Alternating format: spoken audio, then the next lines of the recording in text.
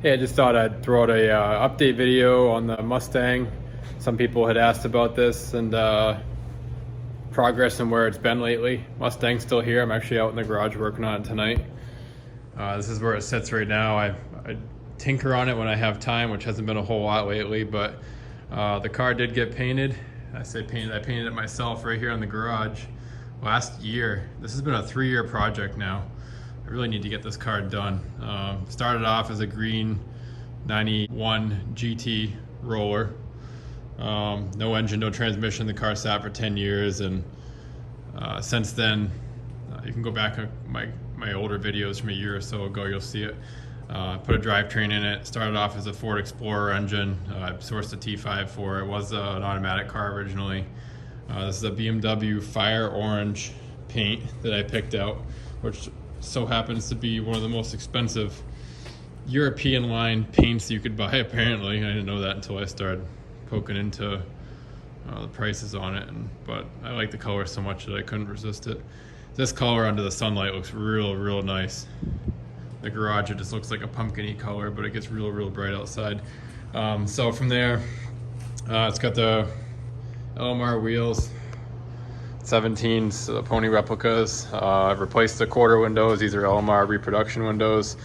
I did the orange Mustang lettering off eBay, actually, because the aftermarket windows don't have the lettering on them. So I actually found this orange just thinking it would be close to the color of the car, and it actually matches really good. It's funny.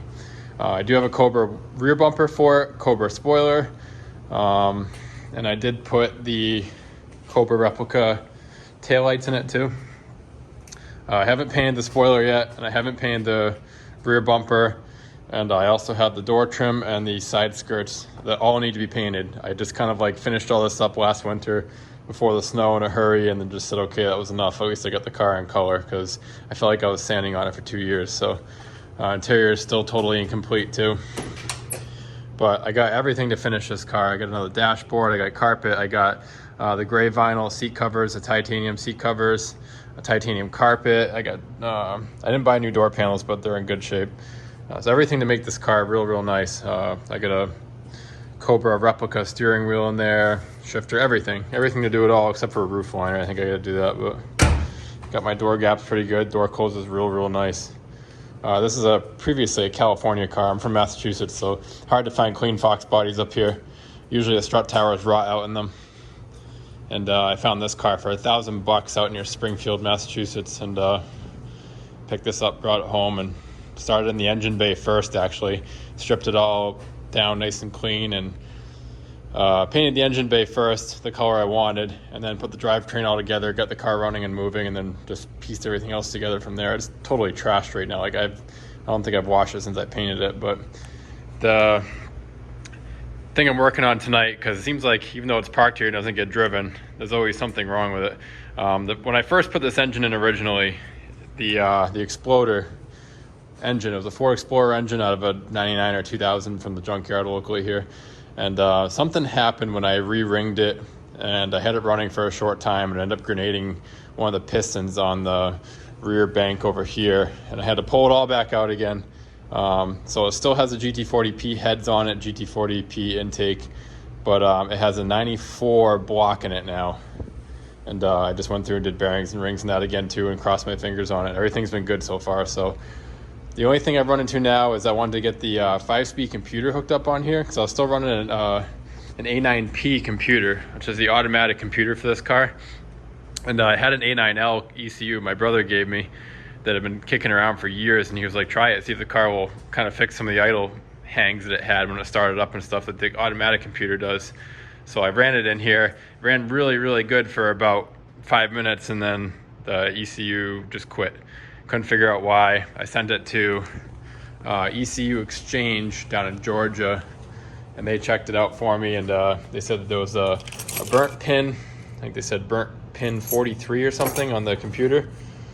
And they went ahead and replaced a bunch of other stuff that commonly likes to fail on these. It wasn't bad yet, but I was like $130. They refurbished the whole thing. I'm about to try it right now, but I did my research, and I learned that you have to change the O2 harness on these cars for the A9L computer. So if the car is factory equipped with an A9P, which is the automatic ECU, you have to run, you don't have to run the 5-speed harness. This is actually the O2 harness, and there's a jumper on here. This is from my car, the automatic O2 harness, and it has a jumper right here that powers 12 volts back to the ECU or something. I don't know exactly how it works, but in short, it burns out the ECU. It burns out one of the pins in the ECU. So if you're gonna run an A9L, in place of your A9P, you have to change these plugs around, and there's a bunch of write-ups online. There's a couple different configurations, but this is the wrong configuration. So for this car, I would have had to depin this wire right here, and I'd have to put it up in this little empty spot right here. I ended up going on LMR, and I bought the whole harness anyways, because a lot of the wiring in this car was pretty shot, because it had no hood on it for 10 years in some dude's backyard. So all the wiring is very brittle and dry, you can see it. So for the $90 for the harness, and also my oil sensor harness here was just bare wire, so I just bought a whole harness for it. So I just put that harness in and kind of messing around with that a little bit. It's got a car's pretty much stock. It does have a B cam in it. It's got bigger springs and whatever else I had to put in there to make that work. I did the 3G alternator upgrade on it too. It's got a catless H pipe in it with Flowmasters on it. I did the rear end and stuff in it too. It's got 373s with carbon posi discs in it. So it's fun. It rips tire.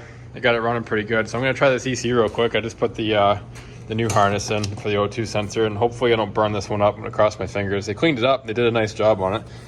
We've had this ECU. My brother's had this ECU for almost 20 years, just kicking around. So but we know it ran good before I burnt it up. So we're gonna try to swap this in right now, and we're gonna see if I can get this to run, and I'll give you guys a run video real quick. All right, it's in there. It's a real pain in the ass to get to these. I still got the factory A9P stuck up in there. I'm gonna leave that there to test it. See if I can fire it up. See how it sounds. Door handle still doesn't work. It's not hooked up. Got Dukes of Hazzard it. Interior is filthy on this thing still. It's just trashed. Really haven't done anything to it. Hopefully it starts.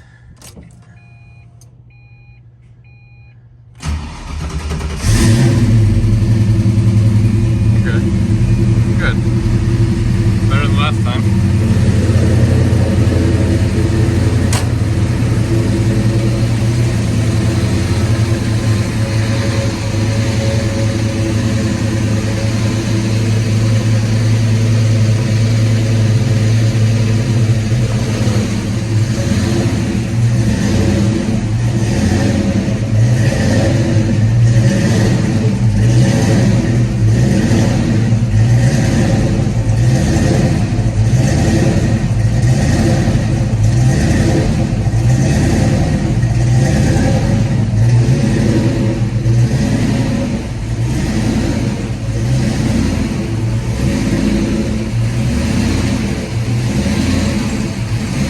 That's a pretty good idle surge right now, probably because it's cold. It has to relearn that IAC too, I think.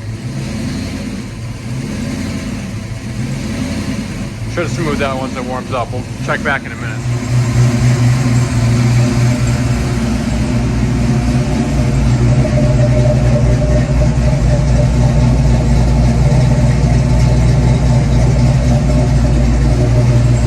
Yeah, it's running much better now.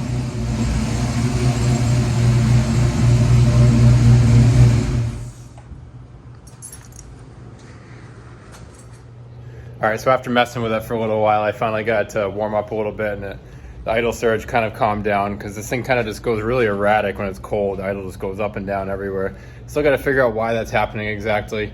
I don't know if it's trying to relearn the new IAC that's on here, or if I'm missing something else. Maybe there's a vacuum leak somewhere in the intake.